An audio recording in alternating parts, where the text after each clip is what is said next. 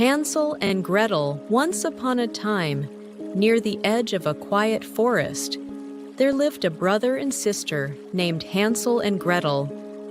They lived in a tiny wooden cottage with their father and stepmother. Their father was a kind woodcutter, but the family was very poor, and there was often not enough food to share. One night, Hansel and Gretel lay in bed, too hungry to sleep. Through a crack in the door, they heard their stepmother whispering. "There is not enough for all of us," she said. "We must take the children into the forest and leave them there." Their father said nothing for a long time. Finally, he answered, "It breaks my heart, but I don't know what else to do." Gretel's eyes filled with tears, but Hansel gently held her hand. "Don't worry," he whispered. "I'll make sure we find our way back." When the house grew quiet, Hansel tiptoed outside. In the moonlight, he picked up tiny white pebbles and filled his pockets. The next morning, the stepmother led the children deep into the woods. Hansel dropped one pebble at a time along the path. "This way," he thought, "we'll find our way home." After walking a long time, their parents asked them to rest by a tree. When Hansel and Gretel woke up, they were alone. But as the moon rose, the pebbles sparkled like tiny stars. Hand in hand, they followed the trail all the way back home. Their father was overjoyed to see them again, but the stepmother was not pleased. A few days later, the food ran out once more. That night, Hansel tried to go out for more pebbles, but the door had been locked. So he broke off bits of bread from their tiny breakfast and slipped them into his pocket. Again, they were led into the woods, this time even deeper. Hansel dropped crumbs along the path, but when they tried to return, the crumbs were gone. Birds had eaten every piece. Hansel and Gretel wandered for hours. The forest was dark, and every tree looked the same. They held each other close and walked until they were too tired to go on.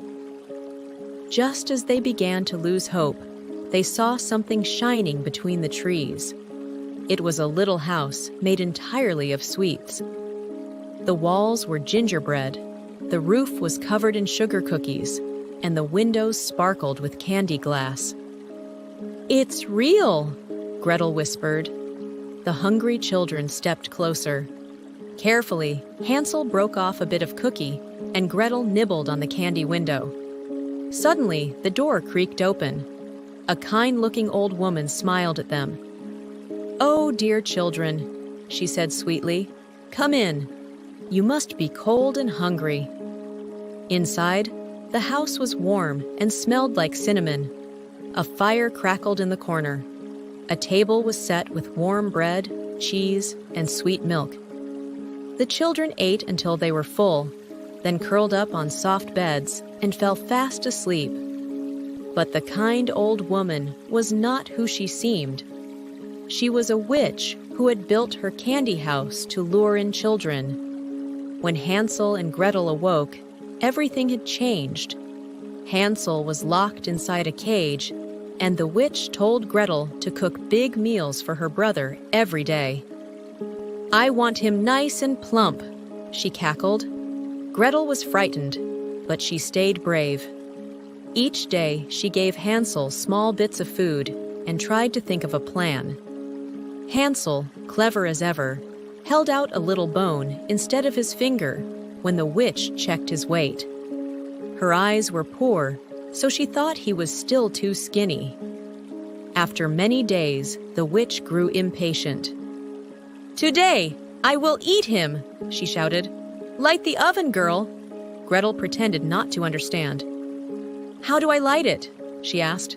"It's so big inside." "Foolish child," the witch said, opening the oven door. "Look, like this."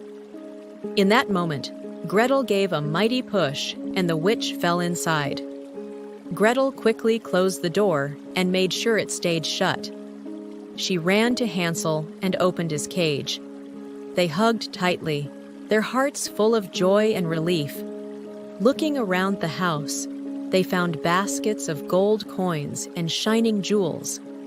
They filled their pockets, thanked the forest for guiding them, and started the journey home. With each step, the forest seemed brighter. Birds sang softly, and the sunlight danced through the leaves. After a long walk, they saw the roof of their cottage in the distance. Their father was outside, and when he saw them, he ran to meet them with tears in his eyes. "My dear children, you're home!" he cried. The stepmother was gone, and the house felt warm again. Hansel and Gretel gave their father the treasure, and from that day on, they were never hungry again. That night, the family sat together by the fire. Hansel and Gretel, safe and full, snuggled into their cozy beds. As they closed their eyes, they knew they would never be alone again. And they lived happily, gently, and peacefully ever after.